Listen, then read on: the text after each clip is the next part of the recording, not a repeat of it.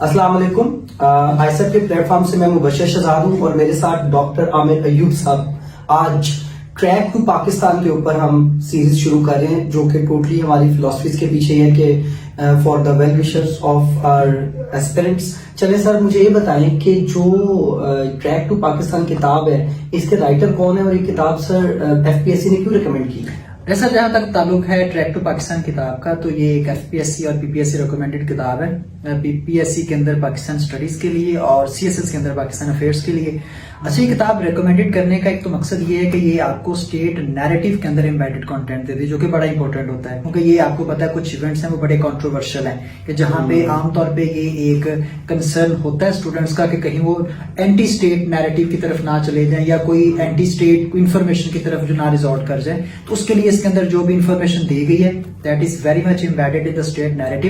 اور دوسری سب سے اچھی بات یہ ہے کہ اس کے اندر تمام ایونٹس کو کرونالوجیکلی آرگنائز کیا گیا ہے لائک اسٹارٹنگ فرام 1857 آنورڈز جتنے بھی کی ایونٹس ہیں جس کے اندر پاکستان موومنٹ کی فارمولیشن ہے پھر اس کی آرگنائزیشن ہے دین اس کی پروگریشن ہے اس کے اندر جو مسلم نیشنلزم کی کانشیسنیس آنا سیلف رول کا ایک کانشیسنیس اپیئر ہونا وہ ساری چیزیں کون کون سے ایونٹس اس کی طرف گائیڈ کر رہے ہیں تو بڑا کمپریہنسو اس کتاب کے اندر دیا گیا ہے. اور دوسرا اس کتاب کے اندر کلیئرٹی اور کنسائزنس بہت زیادہ ہے. انڈیو وربوسٹی جو وہ اوائڈ کی گئی ہے. عام طور پہ اسپائرنٹس زیادہ تر یہی چاہتے ہیں کہ جو ایزیلی چیزیں سمجھ آ جائے اور دوسرا کہ زیادہ ڈیٹیلز نہ ہو آرگنائزڈ ہو. اس کے اندر جو ایونٹس ہیں وہ تھیمیٹیکلی آرگنائز کیے گئے ہیں. سر یہ ڈسکرپٹیو ہسٹوریکل ڈسکورس کے ساتھ ساتھ کریٹیکل انالیسس بھی دے رہی ہے. سر اس کی آرگنائزیشن کیسے ہے؟ آپ نے کہا کہ کرونالوجیکلی آرگنائزڈ ہے تو سر اس کی تھوڑی سی ہمیں آؤٹ لائن بتائیں. اچھا دیکھو بشیر صاحب اگر ہم اس کی آرگنائزیشن کی بات کرتے ہیں تو جیسا کہ میں نے پہلے بتایا کہ یہ سٹارٹ ہوتی ہے بیسک 1857 سے. 1857 کے اندر ہم دیکھتے ہیں کہ ایک وار آف انڈیپینڈنس لڑی جاتی ہے on behalf of the Indian community to expel the British colonizers from their soil. اب اس کے اوپر ڈفرینٹ پرسپیکٹیوز ہیں. انڈینز اس کو وار آف انڈیپینڈنس کہتے ہیں, برٹشرز اس کو میوٹنی یا پھر ریبیلین کہتے ہیں. سر ایسا کیوں ہے کہ ایک کے لیے وار آف انڈیپینڈنس ہے اور ایک کے لیے میوٹنی اور ریبیلین ہے, اور سر اس کے کازز کیا تھے ذرا اس کا بھی بتائیے گا. اچھا مرشد صاحب جہاں تک ڈفرینس آف پرسپیکٹیوز کا تعلق ہے کہ برٹشرز اس کو میوٹنی کہہ رہے ہیں, انڈین جو ہیں وہ اس کو وار آف انڈیپینڈنس کہہ رہے ہیں, اس کو نہ سمجھنے کے لیے آپ صرف یہ دیکھ لیں کہ جو اس وقت برٹش آرمی کے اندر انڈین پاپولیشن کے لوگ جو ریکروٹ کیے گئے تھے ایکچولی ان لوگوں نے یہ میوٹنی کاز کی تھی. انہوں نے بیسیکلی یہ جو ہے نا ایک اپرائزنگ کاز کی تھی. ہوا کیا تھا کہ وہاں پہ جو انڈین سولجرز تھے they were forced to use the greased cartridges, وہ جو نا گریس والے کارتوس. اب اس کے اندر ایک طرف گائے کی چربی استعمال کی گئی تھی, دوسری طرف اس کے اندر سور کی گوشت استعمال کیا گیا تھا. اب آپ کو پتا ہے سور جو ہے نا مسلمانوں کے مذہبی جذبات کو بڑا مجروح کرتا ہے, اور گائے کی چربی کی بات کریں تو گائے جو ہندوؤں کے لیے بڑا ایک مذہبی وہ ایک عقیدت رکھتا ہے. تو وہ دونوں کمیونٹیز کو سائملٹینیسلی ان کے جو ریلیجیس سینٹیمنٹس تھے اس کو ہرٹ کر رہا تھا. اب جب ان کو فورس کیا گیا کہ وہ ان فیلڈ رائفلز کے اندر جب وہ کیٹریجز انسرٹ کریں گے تو وہ دانتوں سے اس کو نہ کر کے کاٹ کے اندر ڈالیں گے, تو اس میں انہوں نے انکار کر دیا. اب آپ کو پتا ہے ملٹری کے اندر جب بھی آپ ڈس اوبیڈینس کرتے ہیں کمانڈ کی تو اس کے اگینسٹ بڑا ایک اسٹرکٹ رسپانس آتا ہے. تو جب ان کو بہت وہ ایکسکروشیٹنگ لیول پہ جا کے انفورس کیا گیا تو جو منگل پانڈے نامی سپاہی تو اس نے گولی چلا دی انگریز پہ, and this was the very beginning of this war of independence. اچھا برٹشرز اس کو میوٹنی کیوں کہتے ہیں کیونکہ ان کے مطابق برطانیہ کی فوج کے اندر جو سپاہی تھے ان کا مورل آبلیگیشن یہ تھی کہ وہ برٹش کمانڈ کو فالو کرتے, لیکن وہ برٹش کمانڈ کو وائلیٹ کر کے برٹشرز کے خلاف انہوں نے ہتھیار اٹھائے, اس لیے وہ اس کو میوٹنی کہتے ہیں. جہاں تک تعلق ہے وار آف انڈیپینڈنس کا تو دیکھیں جی اگر ہم انڈین پرسپیکٹو کی بات کرتے ہیں تو India is an indigenous community. یہاں پہ مغل رول تھا تو Britishers were the outsiders. They colonized this rule, they exploited the resources of this soil, they actually brought a civilizational shift on the Indian soil. دیکھیں یہاں پہ اپنا culture لے کے آئے, یہاں پہ اپنی سوشل ویلیوز لے کے آئے, پھر یہاں پہ اپنا پولیٹیکل سسٹم انہوں نے امپوز کر دیا. تو وہ بیسیکلی آپ سمجھ لیں they were outsiders, they were foreigners. They were not the members of the indigenous community.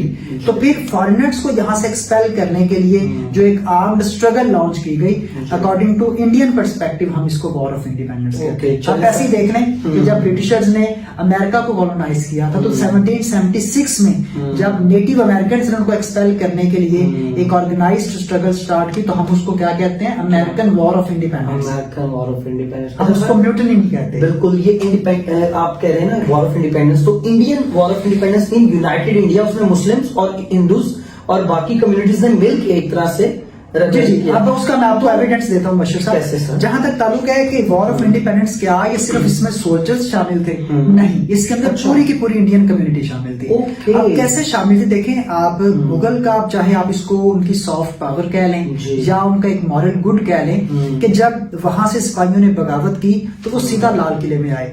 Okay. लाल किले के अंदर आकर उन्होंने अपने आप को सबमिट किया बिफोर बहादुर शाह जफर और जी। कहा कि you are the unanimous leader of India, okay. हम आपकी कमांड में आपके मुगल फ्लैग के अंदर हम लड़ने को तैयार हैं। तो it shows the confidence and credibility of the Mughal leadership. और अब देखें उसके अंदर हिंदू सोल्जर्स भी हैं, उसके अंदर सिख सोल्जर्स भी हैं, कुछ मुस्लिम सोल्जर्स भी हैं, और कलेक्टिवली जो इंडियन कम्युनिटी है वो मुगल लीडरशिप के ऊपर ट्रस्ट कर रही है, क्योंकि उनको पता था कि इस वक्त जो सेंट्रल कमांड है वो मुगल्स के पास है।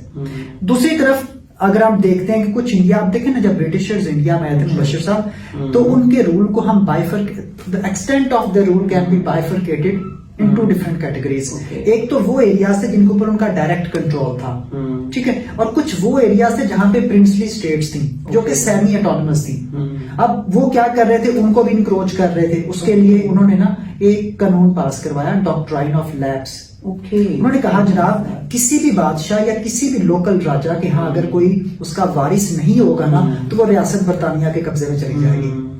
अब आमतौर पे हिंदुओं के जो उनके रिचुअल्स हैं उनके मुताबिक ये चीज लेजिटिमेट है कि अगर किसी भी राजा के पास कोई भी वारिस नहीं है तो वो कोई भी बच्चा अडॉप्ट कर सकता है। अच्छा। लेकिन उन्होंने बच्चा अडॉप्ट करने पे पाबंदी लगा दी। इसका मतलब क्या था कि अगर कहीं पे भी हिंदू रूल के अंदर या कहीं पे भी पूरे इंडियन टेरिटरी या विसिनिटी के अंदर किसी भी लोकल चीफ के पास कोई भी हायर नहीं है, तो इट मीन्स कि वो स्टेट डेस्टिन्ड है to fall under British colonialism. Okay. So this was the extent of their colonial tentacles that they were trying to enforce on Indian soil. Okay, sir, this is not just and not acceptable. तो Exactly. Sir फिर ये failure, इसके आप war of independence पहले बताएंगे क्या कामयाब हुई या फेल हुई, और अगर फेल हुई तो वाई इसके पीछे क्या कॉजेस थे इसके फेलियर? अच्छा मुबश्शिर साहब, war of independence it was an utter failure. Okay. क्यों फेलियर? देखें आपके पास कोई मैक्सिमम 60 से 70 हजार ब्रिटिश ट्रूप्स इंडिया में मौजूद थे। अच्छा। अब आप उसको कॉरेस्पॉन्ड करें एंटागोनिस्टिकली, अगर Indian population it was in millions and even billions, इतनी बड़ी आबादी के होते हुए आप 60-70 हजार सिपाहियों से आप शिकस्त खा रहे हैं, तो it is a technical failure, it is हमारा स्ट्रेटेजिक फेलियर। अब इसके अंदर हमें देखना पड़ेगा कि फिर इस शिकस्त की सबसे बड़ी वजह क्या है। देखो बशीर साहब, हम जब मुगल रूल को पढ़ते हैं ना, हमने देखा कि मुगल रूलर्स ने सिख गुरुस को कत्ल किया, गुरु अर्जन देव, गुरु तेग बहादुर। इसका मतलब यह है कि आपने एक बहुत बड़ी जो फाइटिंग नेशन थी, बड़ी वैलियर नेशन थी, आपने उनको मार्जिनलाइज कर दिया और खुद से एलियनेट कर दिया। अब वॉर ऑफ इंडिपेंडेंस के अंदर अगर पंजाब की बात करें तो यहाँ पे जो सिख फाइटर्स थे, दे totally kept themselves aloof from war of independence, क्योंकि उनके अंदर वो ग्रजेस मौजूद थे। वो जो एक रिलीजियस मार्जिनलाइजेशन आई थी ड्यू टू मुगल पॉलिसीज, उसकी वजह से बहुत बड़ी कम्युनिटी को आपने एक्सक्लूड कर दिया from this war of independence. And even they supported the Britishers. Punjab के अंदर उन्होंने ब्रिटिशर्स को सपोर्ट किया, तो उनकी वो जो लोकल कम्युनिटी की एक सपोर्ट थी ना, it gave an as to the British fighters. Similarly Bashir साहब, इंडिया की हम बात करते हैं 1739 में ना, यहाँ पे करनाल के मुकाम पे लड़ाई लड़ी गई थी। उसके अंदर आपको याद होगा नादिर शाह ने हमला किया था इंडिया पे और मोहम्मद शाह ने नीला को शिकस्त दी थी। और कहा जाता है कि यहाँ पे जितने भी इकोनॉमिक रिसोर्सेज थे वो सारे के सारे लूटे गए थे। और जब नादिर शाह वापिस ईरान गया तो उसने 2 साल के लिए पूरी ईरानी पॉपुलेशन का टैक्स माफ कर दिया था। तो you can imagine the extent of plundering. तो यार देखें कि इकोनॉमिक रिसोर्सेज मुकम्मल तौर पे वाइप आउट हो चुके हैं, पॉलिटिकल कमांड खत्म हो चुकी है, कंप्लीट जो है डिसेंट्रलाइजेशन हो चुकी है। तो ऐसे में एक इस्टेब्लिश्ड फोर्स के खिलाफ एक मूवमेंट ऑर्गेनाइज करना जहां पे मीन्स ऑफ कम्युनिकेशन के ऊपर आपका कंट्रोल नहीं है, मीन्स ऑफ ट्रांसपोर्टेशन के ऊपर आपका कंट्रोल नहीं है, सिमिलरली आपके पास कोई लॉजिस्टिक सपोर्ट नहीं है, लोकल कम्युनिटी आपके पास उस तरह से मोबिलाइज करने की एबिलिटी नहीं है। और सबसे बढ़ के जो बड़ी खतरनाक इसमें चीज हुई, this movement was plan to be conducted on 31st of May, लेकिन मिस एग्जीक्यूट होगी वो जो मंगल पांडे वाला सिपाही वाला जो इवेंट हुआ था, उसकी वजह से प्रॉपर टाइम पे एग्जीक्यूट नहीं हो सके। अगर टाइम से एग्जीक्यूट हो जाती, might be possible the results could have been different. لیکن جو کہ ال پلان تھی, ال ایگزیکیوشن تھی اور ایک اسٹریٹجک فیلئر تھا, تو اس وجہ سے it proved to be an utter failure. Okay, یہ تھے کازز فیلئر کے. Yes. اچھا سر, تو پھر اس کے کانسیکوینسز کیا ہوئے؟ کیا سر آپ کمیونٹیز کے مطابق بتائیں ہمیں کہ مسلمس کو کیا فیس کرنے پڑے, ہندوز کو؟ جی اچھا دیکھیں مبشر صاحب, یہ جو کلونیل فورسز ہے نا, اس کو آپ کو سمجھنا پڑے گا کہ واٹ از کلونیلزم. اب جو یہ کلونیل سسٹم ہے نا, یہ بیس کرتا ہے مبشر صاحب, ایکچولی یہ اپلائی کرتا ہی سبجوکیشن ہے. اب وہ سبجوکیشن ڈفرینٹ فارمز کی ہو سکتی ہے. وہ کلونیل سبجوکیشن ہے, وہ پولیٹیکل سبجوکیشن ہے, وہ سوشل سبجوکیشن ہے, وہ کلچرل سبجوکیشن ہے. اگر میں سمپل آپ کو بڑا ایک شاکنگ سا آپ کو فیکٹ بتاتا ہوں, ششی تھرور اپنی کتاب دا انگلوریس امپائر کے اندر مینشن کرتے ہیں کہ by the time Britishers entered on Indian soil, India was contributing 25% to the global GDP, and by the time they left India, it was shrunk to just 3%. Like they ruled for 2 centuries approximately, اور 2 centuries کے اندر وہ India کا جو ایک global G D P کے اندر economic share تھا, economic contribution تھی, اس کو ریڈیوس کر کے دیکھیں 3% پہ لے آئے. تو سر ہم جو کہتے ہیں انہوں نے اتنا انفراسٹرکچر ڈیولپ کیا, وہ ریل وغیرہ, وہ صرف کیا لوٹنے کے لیے تھی؟ اچھا, وہ اس کے اوپر بھی ڈفرنٹ چیزیں ہیں, ڈفرنٹ پرسپیکٹیوز ہیں نا. اگر آپ دیکھیں کہ فار ایگزامپل اب انہوں نے ریلز بنائے تاکہ وہ ایزیلی لوٹ سکیں, انہوں نے اریگیشن سسٹم ڈیولپ کیا تاکہ ایگریکلچر پروڈکٹیوٹی بڑھے اور برٹن کے اندر بیٹھے ہوئے لوگوں کو زیادہ فیڈ کر سکیں, اچھی کوالٹی کی فوڈ ان کو مل سکے. سملرلی یہاں پہ انہوں نے ٹرانسپورٹ سسٹم بہتر کیا تاکہ وہ جو را مٹیریلز کو ٹرانسفر کرنا ہے, اس کو برٹن میں لے کے جانا ہے, وہ ٹائملی سارا پروسیجر ہو سکے. It was not in due regard for the Indian community, یہ ان کے کوئی ویلفیئر کے لیے نہیں تھا. ٹھیک ہے, لیکن جو کلونیل فورسز ہوتے ہیں مبشر صاحب, وہ کوشش یہ کرتی ہیں کہ وہ جو جس پاپولیشن کو رول کر رہی ہے نا, ان کو ایک ایسے سسٹم کے اندر انکلوز کر دیں کہ وہ اپنے سوسائٹی سے ٹوٹلی ارریلیونٹ ہو جائیں, سبجیکٹیفائی کر دیتے ہیں. میں ایک مثال دیتا ہوں. اب یہ کلونیل لیگیسی ہے, لیکن آج نیوز پیپر کے اوپر یا میڈیا کے اوپر ایک نیوز آتی ہے, کہیں پہ کوئی بم بلاسٹ ہوتا ہے, 35 سبجیکٹس ور کلڈ. اب مجھے بتائیں کیا وہ 35 سبجیکٹس کیا 35 فیملیز نہیں ہیں؟ وہ پیچھے 35 مائیں اور 35 خاندان نہیں ہیں؟ بالکل سر, جن کا اپنے بیٹا چھین لیا ہے, جن کا بھائی چھین لیا ہے, وہ جو وہاں پہ سسکیاں ہیں, وہ جو رونے کی آوازیں ہیں, جو ان کی گریونسیز ہیں, جو ان کی مارننگز ہیں, اٹ مینز آپ نے تو سبجیکٹ بنا کے سب کچھ ختم کر دیا, آپ نے ان کی فیملی ختم کر دی, آپ نے ان کی سوشل اٹیچمنٹ ختم کر دی. تو وہ کیا کرتے ہیں, آپ کو بیسیکلی ڈیفیڈنٹ بنا دیتے ہیں, ٹوٹلی انڈیفرنٹ بنا دیتے ہیں کہ آپ کو کنسرن ہی نہیں ہوتا. لیکن اب وہ انڈیا کے اندر یہ ساری چیزیں ہو رہی تھی, لیکن انڈین کمیونٹی ٹوٹلی الوف تھی. وجہ کیا تھی, وہ سسٹم ایک ایسا لے کے آئے تھے کہ ساری کی ساری انڈین کمیونٹی اس سسٹم کے اندر انگیج تھی, اینڈ دے ور ٹوٹلی, آپ سمجھ لیں کہ they were totally oblivious about the prevailing circumstances, about the extent of plundering that was being conducted on the behalf of these colonial forces. Okay. تو سر یہ ہم کہہ سکتے ہیں کہ کانسیکوینسز جو تھے, ان کے نتائج جو ہے وہ مسلمانوں کے لیے تو سب سے بدتر تھے نا. اچھا, اس کے اندر مسلمانوں کے لیے سب سے بدتر مشیر صاحب ہم اس لیے کہہ سکتے ہیں, دیکھیں the Muslims were having a imperial pride. Okay. They had ruled Indian soil for approximately 600 years. دیکھیں نا 1206 میں یہاں پہ دلی سلطنت اسٹیبلش ہوتی ہے, 326 میں مغل رول آتا ہے. اب دیکھیں 1206 سے لے کے 1857 تک ایک نان سٹاپ مسلم رول ہے. تو یہاں پہ مسلمز کے اندر ایک امپیریل پرائڈ کی سینس اسٹیبلش ہو چکی تھی.